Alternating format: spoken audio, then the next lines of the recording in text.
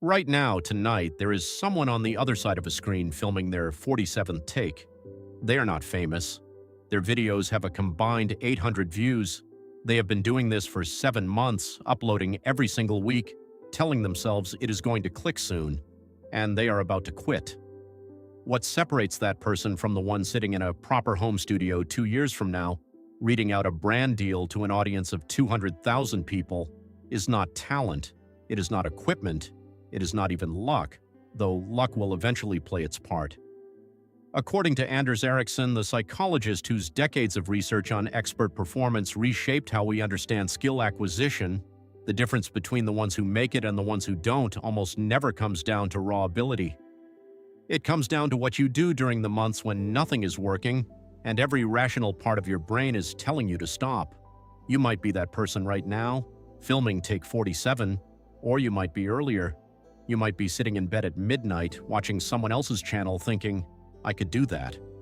Either way, this is the full path, not the highlight reel, not the montage of someone's success cut to an inspiring track.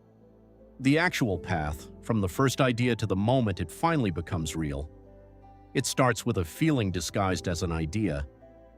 You watch someone on YouTube, they might be teaching something, reviewing something, or simply talking into a camera from their bedroom, and something in your brain fires. It feels like recognition, like you have been waiting to do exactly this without knowing it. That feeling is real. But the distance between that feeling and a functioning channel is something almost nobody warns you about, honestly.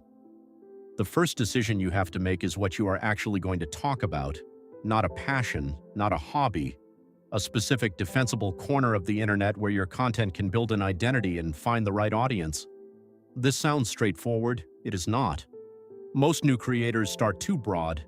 They make one video about cooking, one about productivity, one about a show they just watched, and the platform, which is essentially a large recommendation engine trying to predict what any given viewer wants to watch next, has no idea what to do with them. It needs a clear pattern before it can help you. Pick one lane, go narrow. The counterintuitive truth about YouTube is that the channels with the most specific topics grow the fastest, because a specific channel is the only reasonable answer to a specific question.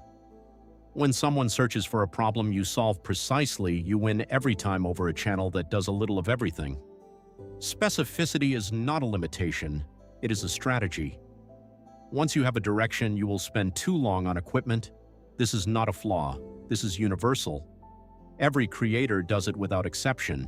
You will watch comparison videos about cameras. You will read Reddit threads about microphones at 2 in the morning. You will convince yourself you cannot make good content without a proper lighting rig and an acoustically treated room. And then you will stumble onto a channel with 4 million subscribers that films on a phone propped against a stack of books. The Linktree Creator Report, which surveyed over 9,000 active content creators in 2023, found that the #1 piece of advice experienced creators wish they could give their younger selves was this: production quality matters far less than consistency and niche clarity in the first year. The microphone you buy in month 1 will not be the microphone you are using in month 12. Start with what you have. Make the video. Your first video will be bad, not slightly rough around the edges, genuinely uncomfortable to watch. The lighting will be wrong, the pacing will be off, and you will notice editing mistakes you somehow missed in hours of review. You will want to delete it 2 days after uploading. Do not delete it. Leave it up. It is evidence. It is the starting line.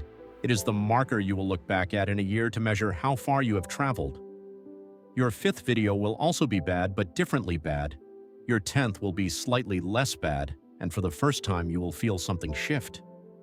This is what researcher Cal Newport calls the craftsman mindset. The only thing that reliably builds a creative career is not passion, but the accumulation of skill through deliberate, repeated effort. The feeling of craft sharpening is the only measurement that actually matters in year 1.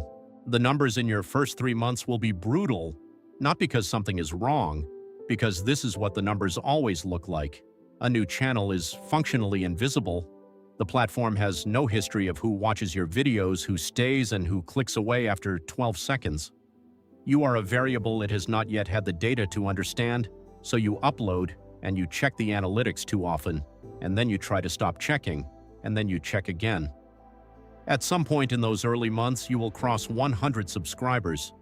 It will feel both small and enormous. Small because online everyone talks about 10,000 and 100,000 as if anything below barely counts. Enormous because those 100 people are strangers who found something you made in a bedroom with no budget and decided it was worth following. According to YouTube's own data, the majority of channels created in any given year never reach 100 subscribers. You will have passed a threshold most people who tried never crossed. The stretch from 100 to 1,000 is where most people find their footing or fall off entirely. This is where you learn to read your analytics the way a doctor reads test results, not emotionally but clinically. Which videos had the highest click-through rate? Where in your retention graph do viewers leave? Every number is data. Every drop in watch time is telling you something specific about where your content is losing the room. You are not guessing in the dark anymore. You are running a feedback loop, and if you pay attention, it will teach you faster than any course you could buy. Here's the thing nobody says out loud about this stage. The creators who grow fastest are almost never the ones who love making videos the most. They are the ones willing to be bad at it long enough to get good at it. Most people want to feel confident before they perform publicly. This platform forces you to perform publicly before you feel confident. The people who make it find a way to be at peace with that inversion. Around the 1,000 subscriber mark, something tangible changes. You qualify for the YouTube Partner Program, which requires 1,000 subscribers and 4,000 hours of watch time in the past 12 months. Once approved, ads run on your videos. The first monthly payment might be $40, it might be less. But it is real money from real people, and the way you think about your channel shifts permanently the moment you see that first number. You will also start receiving brand deal emails. Small companies at first, supplement brands, app developers, VPN services, always VPN services. You are now technically a business, even if it does not yet feel like one. This is where many creators make a critical mistake. They say yes to everything. Their audience, which has an extraordinarily sensitive antenna for inauthenticity, starts to feel the shift. The trust erodes quietly, not in one moment, but across many small ones. Be selective. The trust between you and your audience is the only asset on this platform that genuinely compounds over time. Every other metric can be gamed or inflated or bought. Trust cannot. Once you lose it, no algorithm in the world brings it back. Somewhere between 6 and 18 months of consistent output, you will hit a wall. The growth flattens. The ideas stop arriving.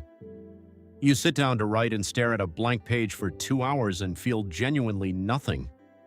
This is creator burnout, and it finds almost everyone who has pushed hard enough to get this far.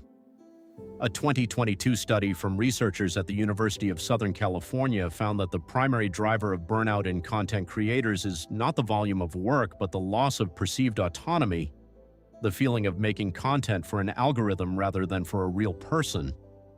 The solution is not to push harder. Take a break. Then come back and think about the specific person you were making content for at the very beginning. Not a demographic, not a subscriber count. A real person with a real problem your channel exists to solve. Make one video for them, not for the numbers, not for the brand deals, for them. That reset, more often than not, is what opens the next chapter. The channels that reach 100,000 subscribers are not the ones that did everything right. They are the ones that did enough things right, stayed in the game long enough to discover what those things were, and had the discipline to keep doing them when every distraction pulled in a different direction.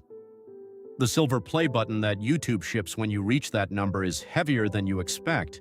You will hold it and think about the first night, the idea that felt too big to be real, the 47th take, the video with 83 views, the month when quitting felt like the only logical conclusion.